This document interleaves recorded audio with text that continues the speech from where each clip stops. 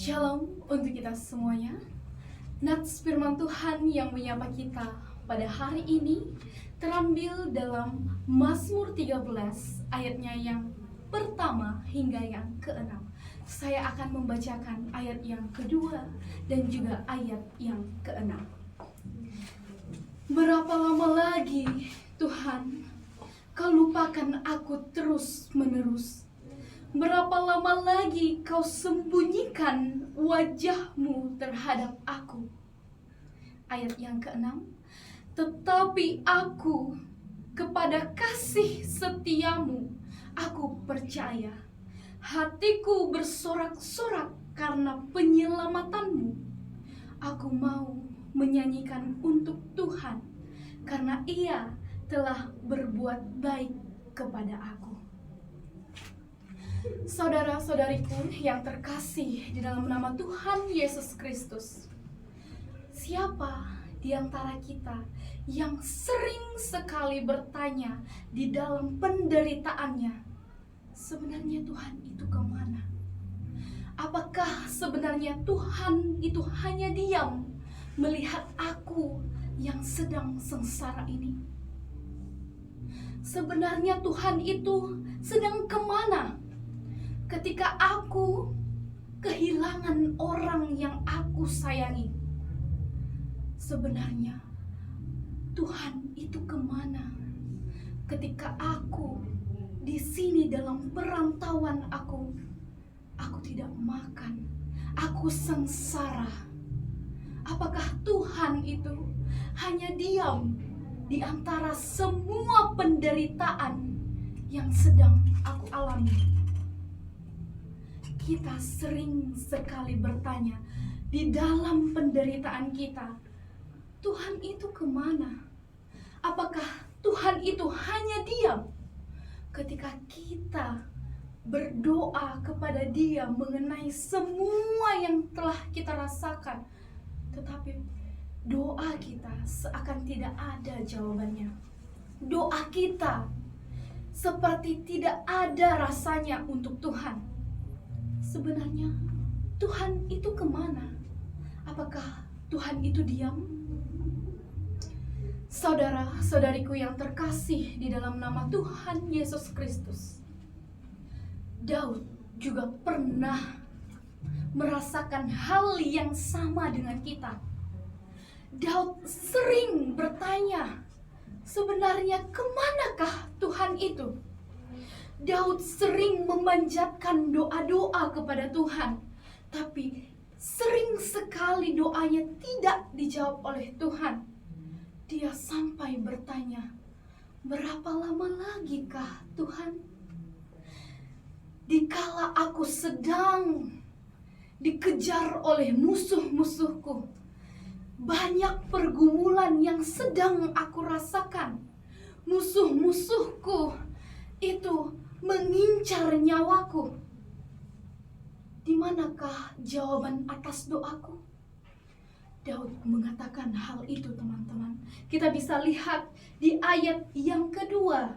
Berapa lama lagi Tuhan Kau lupakan aku terus-menerus? Berapa lama lagi Kau sembunyikan wajah-Mu terhadap aku? Dari nats ini kita bisa lihat kondisi Daud itu juga bisa kita rasakan. Seperti hendaknya di dalam gambar ini, penderitaan yang kita rasakan membuat kita seperti berada di sebuah lorong ini. Tidak ada cahaya. Yang ada hanyalah tanda tanya. Sebenarnya di mana Tuhan itu? Orang yang kita kasihi meninggalkan kita. Orang yang kita kasihi sedang berada dalam kesakitan. Banyak duka yang kita rasakan. Sebenarnya di mana Tuhan itu? Kita tidak dapatkan cahaya di dalam kegelapan tersebut. Tapi pertanyaannya sekarang adalah, bagaimana Daud menghadapi doa-doanya yang belum terjawab itu. Bagaimana Daud merespon penderitaannya, merespon kecemasannya. Bagaimana? Kita bisa lihat, saudara-saudariku yang terkasih di dalam nama Tuhan Yesus Kristus, di ayat yang keempat sampai yang kelima, Daud mengatakan, "Pandanglah kiranya, jawablah aku ya Tuhan Allahku. Buatlah mataku bercahaya, supaya jangan aku tertidur dan mati." Di ayat yang ketiga, apa dikatakan Daud? "Berapa lama lagi aku harus menaruh kekhawatiran dalam diriku dan bersedih sepanjang hari? Berapa lama lagi musuhku meninggikan diri di atasku?" Kita bisa lihat, saudara-saudariku yang terkasih dalam nama Tuhan Yesus, di ayat yang ketiga dan yang keempat, respon Daud itu menaruh harapan hanya kepada Tuhan. Situasinya itu belum berubah. Musuhnya itu masih tetap mengincar Daud. Kecemasan itu masih ada. Sama seperti kita. Penderitaan itu masih ada. Luka itu masih ada. Kecemasan itu masih ada. Kita cemas kehilangan orang yang kita sayangi. Kita cemas besok hari kita mau makan apa. Situasinya belum berubah. Tapi responnya Daud adalah dia tetap berpengharapan kepada Tuhan. Dia tetap setia berpengharapan kepada Tuhan. Ini mengajarkan kita sebenarnya bahwa ketika kita bertanya, itu bukanlah sebuah pemberontakan yang kita lakukan kepada Tuhan. Tidak apa-apa untuk bertanya kepada Tuhan, tapi ingat bahwa kita harus memiliki yang namanya kejujuran iman. Kita harus bisa tetap setia dalam iman kita. Meskipun doa-doa yang kita panjatkan itu sering sekali belum mendapatkan jawaban dari Tuhan, seperti Daud yang selalu berpegang teguh untuk menanyakan berapa lama lagi Tuhan. Tapi yang bisa kita lihat bahwa waktu Tuhan menjawab pertanyaan kita adalah waktu yang paling terbaik.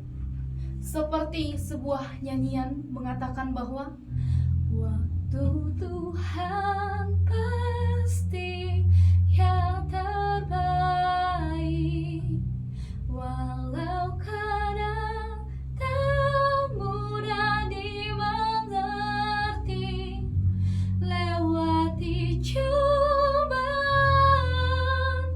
ku tetap berpegang waktu Tuhan pasti yang terbaik. Dari sini teman-teman, saudara-saudariku yang terkasih di dalam nama Tuhan Yesus Kristus, kita harus tetap melihat bahwa sesungguhnya ketika doa kita belum terjawab, Tuhan pasti memiliki waktu yang terbaik. Kemudian, apa yang bisa kita pelajari lagi dari Mazmur 13 ayat yang pertama sampai yang keenam ini? Sesungguhnya kita mau diajarkan tidak apa-apa untuk menangis kepada Tuhan. Tidak apa-apa untuk bertanya kepada Tuhan, kapan Tuhan? Kenapa Tuhan? Kenapa aku harus mengalami ini? Kenapa orang tuaku harus pergi meninggalkan aku? Kenapa aku harus mengalami kesulitan ekonomi ini? Kenapa aku harus menghadapi ini semua? Tidak apa-apa untuk bertanya itu. Seperti Daud yang juga tetap mempertanyakan, Tuhan, kita juga bisa mempertanyakan Tuhan. Tetapi ingat, ini bukanlah sebagai bentuk pemberontakan kepada Tuhan, tetapi kita harus tetap menaruh harapan kepada Tuhan. Kita seringkali berpegang, kita sering sekali bertanya, apakah Tuhan itu diam di dalam semua yang sedang kita alami? Tidak, Tuhan tidak pernah diam. Ingat kembali, waktu Tuhan itu adalah waktu yang paling terbaik. Kita sudah menyanyikan itu di dalam iman kita. Tuhan tidak pernah diam. Saudara-saudariku yang terkasih di dalam nama Tuhan Yesus Kristus, kemungkinan kita sedang berada di ayat yang pertama dan juga ayat yang kedua. Di dalam nats Mazmur ini, kita sering sekali masih mempertanyakan Tuhan. Kita masih sedang berada di dalam sebuah kecemasan. Tetapi ingat, kita belajar dari perilaku Daud.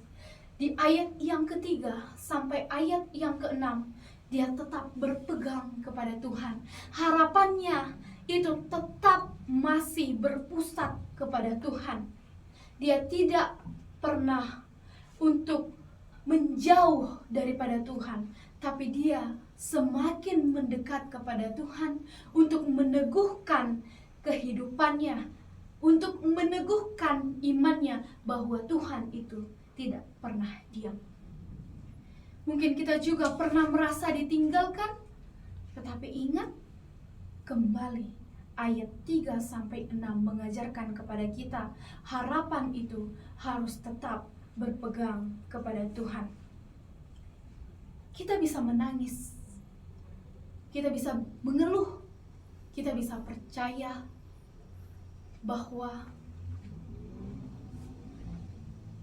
tangisan itu bukanlah sebuah akhir dari semua yang kita lakukan, tetapi kita harus tetap berteguh bahwa kita tidak boleh berhenti percaya, kita tidak boleh berhenti berpegang kepada Tuhan.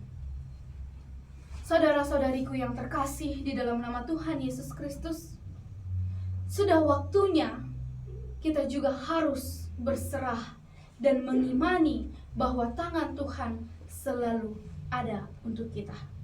Seperti lagu penutup kita untuk khotbah kita hari ini, tenanglah kini hatiku. Tenanglah kini hatiku, Tuhan memimpin langkahku di tiap saat dan kejam tetap ku rasa tangannya. Percaya saudara-saudariku yang terkasih dalam nama Tuhan Yesus Kristus, ketika kita memberikan kecemasan kita, ketika kita memberikan harapan kita hanya kepada Tuhan, maka kita akan mendapatkan tenang yang mendalam daripada Tuhan. Dan selalu ingat bahwa doa kita akan selalu mendapatkan jawabannya. Dan waktu Tuhan itu adalah waktu yang paling terbaik. Demikian firman kita pada hari ini. Terima kasih. Shalom.